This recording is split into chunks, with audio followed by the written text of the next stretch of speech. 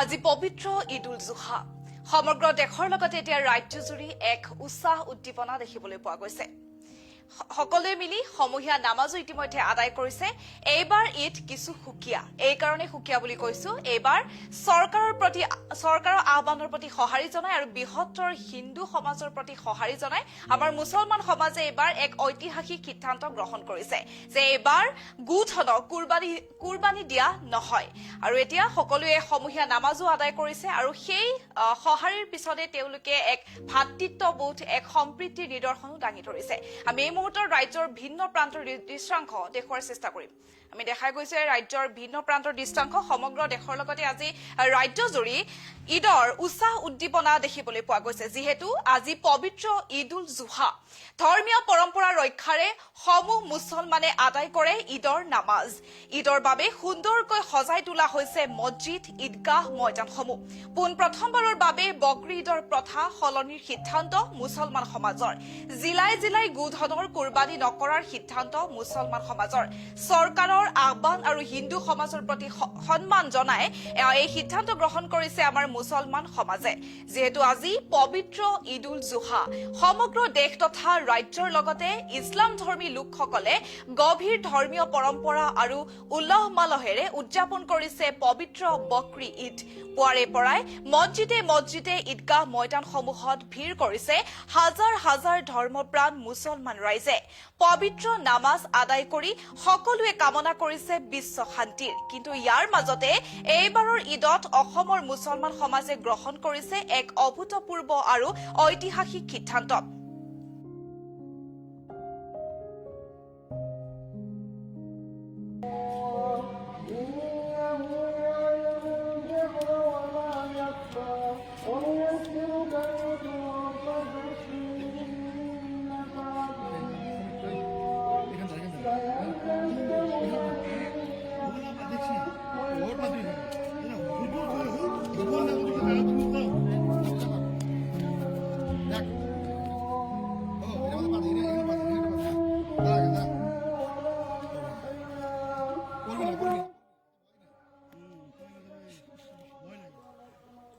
আমি ৰাজ্যৰ ভিন্ন প্ৰান্তৰ দৃশ্যাংশ দেখাই গৈছো। সমগ্ৰ দেশৰ লগতে আজি অসমতো উৎসাহ উদ্দীপনাৰে পালন কৰা হৈছে পবিত্ৰ ঈদ উল জুহা আৰু বিশেষকৈ শিৱসাগৰ, জাগিৰোড আৰু ধুবুৰীতো পালন কৰা দেখা গৈছে ঈদ।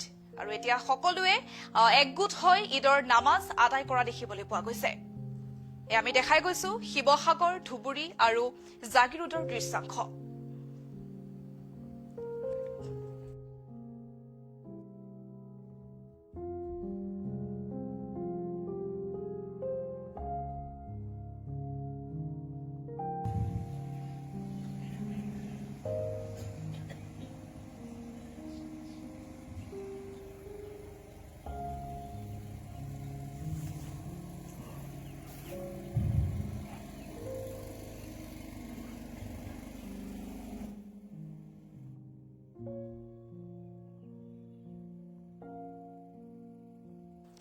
যিহেতু আজি পবিত্ৰ ঈদ উল জুহা, ধৰ্মীয় পৰম্পৰা ৰক্ষাৰে সমূহ মুছলমান ৰাইজে আদায় কৰিছে ঈদৰ নামাজ।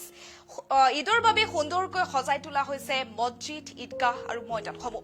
পোনপ্ৰথমবাৰৰ বাবে বকৰি ঈদৰ প্ৰথা সলনি কৰাৰ সিদ্ধান্ত গ্ৰহণ কৰিছে মুছলমান সমাজে। জিলাই জিলাই গোধনৰ কুৰবানী নকৰাৰ সিদ্ধান্ত মুছলমান সমাজৰ।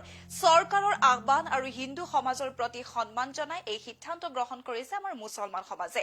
যিহেতু আজি পবিত্ৰ ঈদ উল জুহা সমগ্ৰ দেশ তথা ৰাজ্যৰ লগতে ইছলাম ধৰ্মী লোকসকলে গভীৰ ধৰ্মীয় পৰম্পৰা আৰু উলহ মালহেৰে উদযাপন কৰিছে পবিত্ৰ বকৰি ঈদ। পুৱাৰে পৰাই মছজিদে ঈদগাহ ময়দানসমূহত ভিৰ কৰিছে হাজাৰ হাজাৰ ধৰ্মপ্ৰাণ মুছলমান ৰাইজে।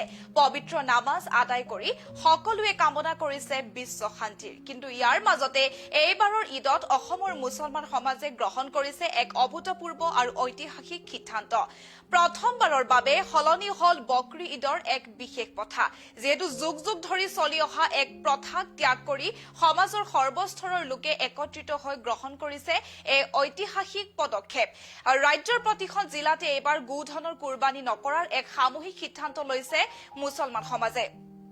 জিলা কমিটি আৰু স্থানীয় সমাজৰ তৰফৰ পৰা স্পষ্টকৈ জনাই দিয়া হৈছে যে ঈদৰ পবিত্ৰতা ৰক্ষা কৰি কুৰবানী দিয়া হ'ব, কিন্তু তাত গোধন ব্যৱহাৰ কৰা নহয়। আৰু চৰকাৰৰ আহ্বান আৰু বিশেষকৈ বন্ধুত্ববাদী সমাজৰ যি অসমীয়া সমাজ, সেই অসমীয়া সমাজৰ বাবে বুকুৰ কুটুম স্বৰূপ হিন্দু সমাজৰ আবেগ অনুভূতিক সন্মান জনাই মুছলমান সমাজে এই উদাৰ সিদ্ধান্ত গ্ৰহণ কৰিছে। যিহেতু যুগ যুগ ধৰি চলি অহা শংকৰ আজানৰ দেশৰ এই সম্প্ৰীতিক অধিক মজবুত কৰাৰ বাবে এই ত্যাগ, চৰকাৰী নিয়মৰ প্ৰতি সন্মান আৰু সংখ্যাগৰিষ্ঠ সমাজখনৰ ধৰ্মীয় বিশ্বাসক শ্ৰদ্ধা জনাই লোৱা এই সিদ্ধান্ত এতিয়া সমগ্ৰ ৰাজ্যতে এক ইতিবাচক বাৰ্তা প্ৰেৰণ কৰিছে। এই ধৰ্মই মানুহক বিভাজন কৰিব নোৱাৰে, বৰঞ্চ পাৰস্পৰিক শ্ৰদ্ধা আৰু সন্মানেহে সমাজখনক ধুনীয়া কৰি তোলে। এই কথাই যেন পুনৰবাৰ প্ৰমাণ কৰিলে অসমৰ মুছলমান সমাজে। এই ত্যাগ আৰু বুজাবুজিৰ বাৰ্তাই অসমীয়া সমাজখনক ভৱিষ্যতে আৰু অধিক শক্তিশালী কৰিব বুলি আমি আশা ৰাখিছো। আৰু আমাৰ তৰফৰ পৰাও সমগ্ৰ ৰাজ্যবাসী পবিত্ৰ ঈদ উল জুহাৰ আন্তৰিক ওলগ জনালো।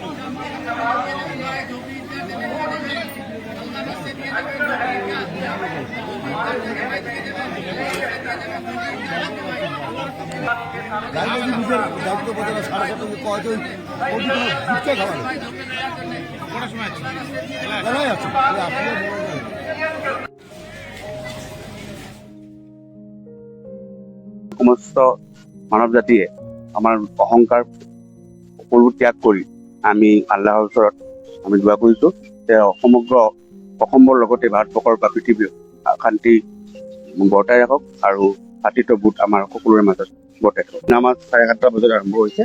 ইয়াৰ পিছতে আমাৰ নিজৰ ধৰ্মীয় যি কাৰ্যসূচী আছে এইবোৰ আছে, সেইখিনি সম্পূৰ্ণ চৰকাৰৰ SOP মানি আমি ধৰ্মীয় নিয়মবোৰ পালন কৰিছোঁ।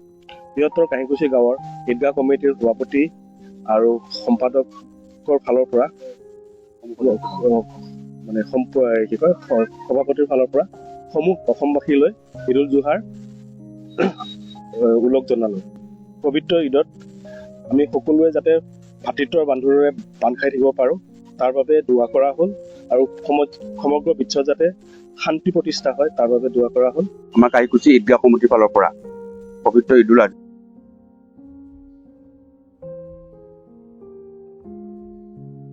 প্ৰত্যেক বছৰত আমি পালন কৰোঁ। ইয়াত প্ৰশাসন বিভাগে আমাক নমাজৰ এটা সুযোগ দিয়ে। আমি বহুত বছৰৰ পৰা পঢ়ি আছোঁ, বৰ আনন্দিত হওঁ। ইয়াতে নহয় বিভিন্ন জেগাত হয়, কিন্তু বৰ্তমান যুগত কিছুমান অপশক্তিয়ে কিছুমান এটা হিংসা বিদ্বেষ সৃষ্টি কৰিছে অসমত তথা ভাৰতত। আমি আজি ঈদৰ নমাজ পঢ়ি বিশ্ব শান্তিৰ কাৰণে দোৱা কৰিছোঁ যে এই যে এটা বিশৃংখলা সৃষ্টি হৈছে, এই সৃষ্টিটো যেনে তেনে ওপৰৱালাই শেষ কৰক আৰু আমি চব জাতি ধৰ্ম নিৰ্বিশেষে একেলগত অসমত থাকি মিল মহব্বতত বসবাস কৰিব পাৰোঁ, তাৰ কাৰণে আমি আল্লাহৰ ওচৰত দোৱা কৰিম। আজি শিৱসাগৰ ষ্টেচন চাৰিআলিত ঈদ উল আজহাৰ নামাজ পঢ়া হয়।